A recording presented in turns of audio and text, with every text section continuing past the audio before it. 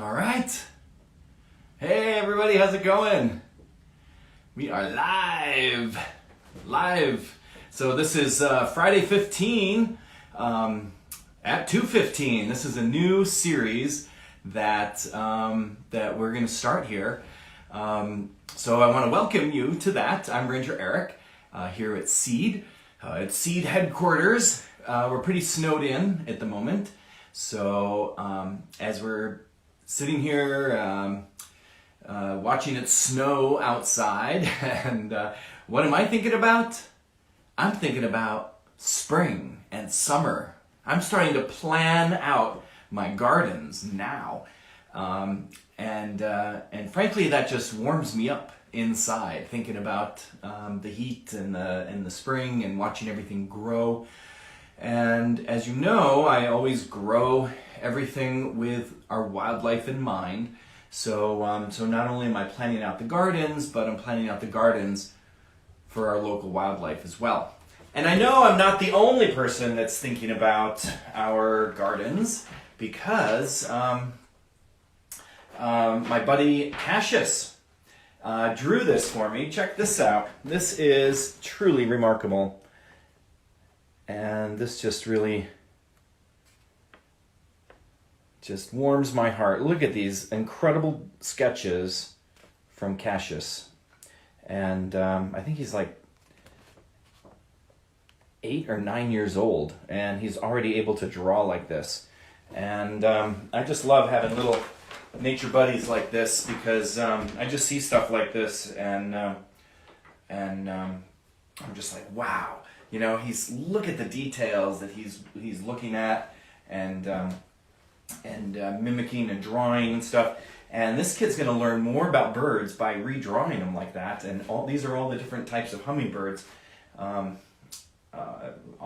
the bird book that he was looking at. So, anyways, just really amazing stuff. So I'm already starting to plan out the gardens. I like to plan. Everyone's like, watch out for the deer. Yeah, we'll watch out for the deer. But I actually try to overplant my gardens just a bit, because I like to take into account that there are wildlife out here, and some of it will be eaten. And that's just a matter of, if you set your expectations like that, then you're not so devastated or disappointed when you see a bunch of tomatoes nibbled or something like that. It's like, it's okay. I planted them extra just for you. So that way you're not stressed about it.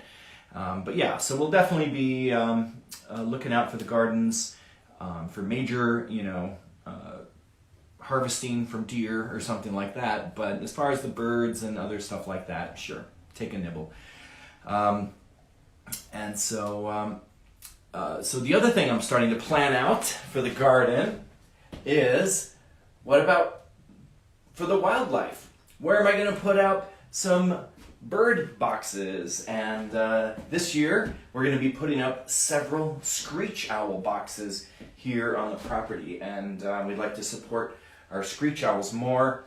I want to put up a few more bluebird boxes, but also these little bird boxes are great, depending on where you put them, are great for wrens and tufted titmice and other birds like that live here. So we're gonna put up a bunch of these around here. These are real simple and easy to make.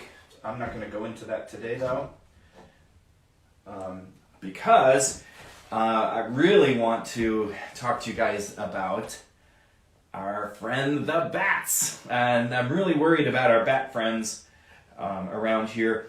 So part of the garden that we're making out here is for the bugs. We're going to put in pollinator gardens. We really want to support our bugs, because that is what's feeding our bats.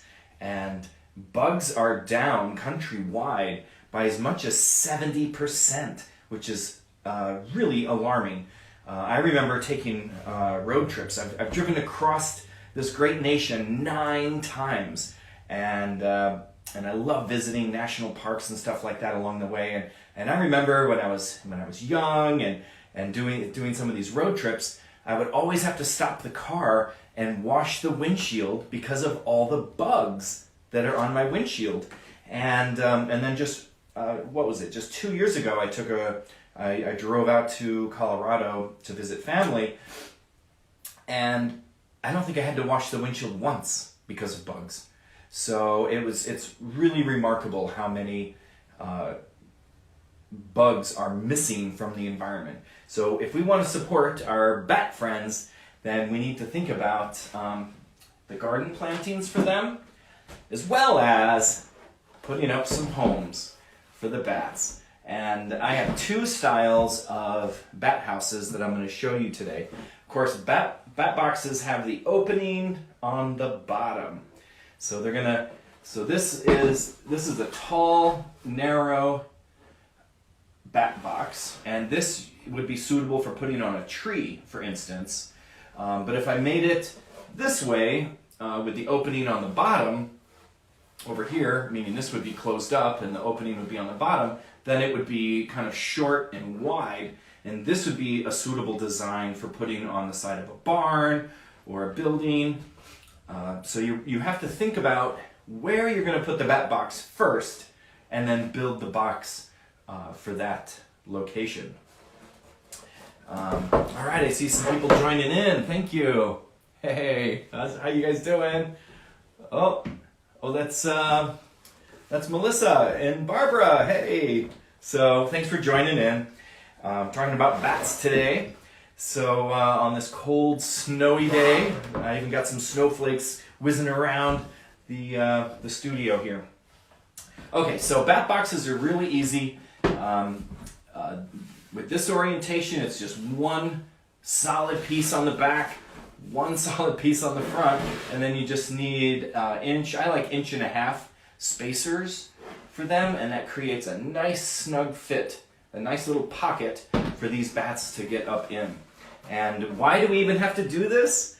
That's because we've cut down so many of our dead trees. And yes, dead trees are an important part of our ecosystem here.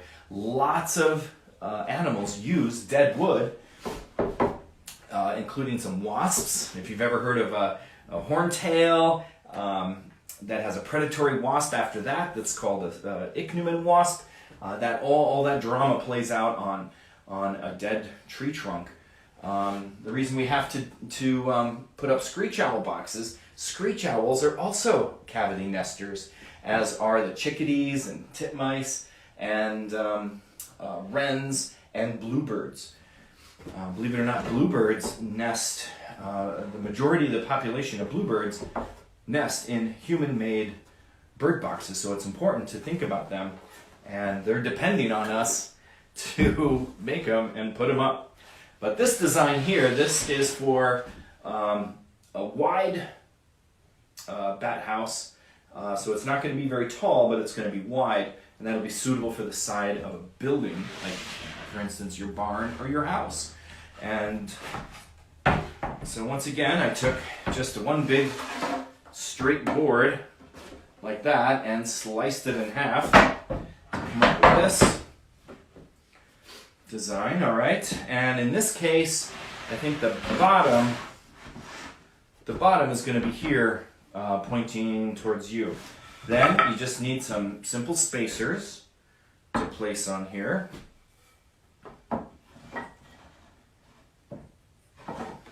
Okay, see how I'm doing that? So these two side pieces and the top piece give a little slight gap up here for the top for heat and airflow to vent out. And then I have two other boards that I'm just going to place on top of that. And voila. I could even do another little board here, but I'm not going to worry about it. And then I screw it all together. And if I can grab it all, let's see. Let's see if I drop it or not. All right, so there we go. So this is our big wide bat box. Look at it there. That's going to hold a good 50 to 100 bats that live around here. And then for placement, you're going to want to put this on the side of the house that is sunniest. So I like to say wherever it's going to be in sunlight from roughly noon to sunset in the summer, that's where you want to put it. Bats like it nice and toasty warm, And if you put it in shade or something like that, they're probably not going to use it. So half of it is building a bat box. The other half is finding a good spot to place it. And that's going to help support our batty friends.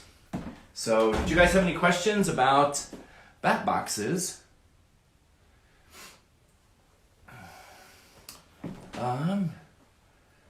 Oh, hey, Melissa, did you want to come on?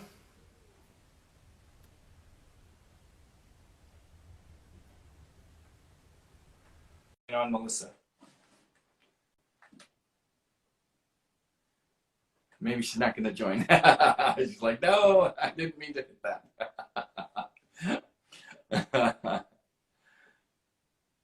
So yeah, type in your questions about bats or bat boxes.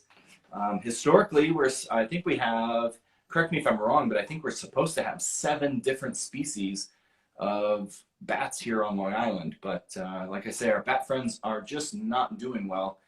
I got this fun little device that helps translate the ultrasound into a species specific suggestion. Like I'm listening to this, I analyze it, and I think it's a red bat or something like that.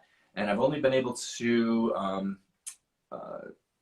listen in on three different species of bats on Long Island. It's a possibility of a 4th, but anyway, we got to do more to support our little bat friends.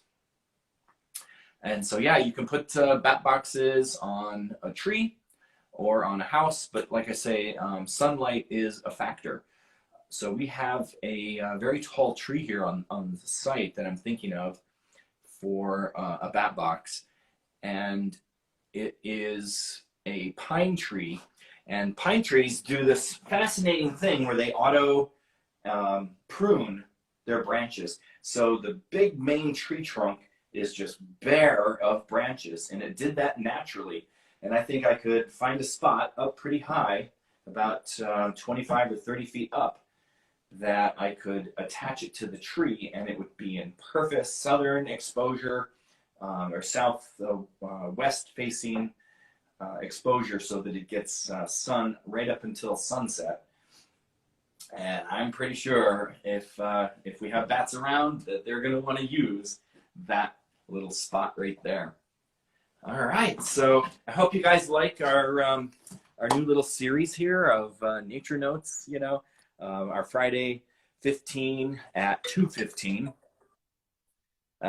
So we're going to do this every week. I don't know if it's going to be me every week, but somebody from Seed is going to come on and just have fun, just bring some levity to Instagram, and maybe you'll learn something too. Maybe it'll just be some cool little find or facts we want to talk about. So today I wanted to just show you what I was planning for the spring and summer for our gardens and our animals.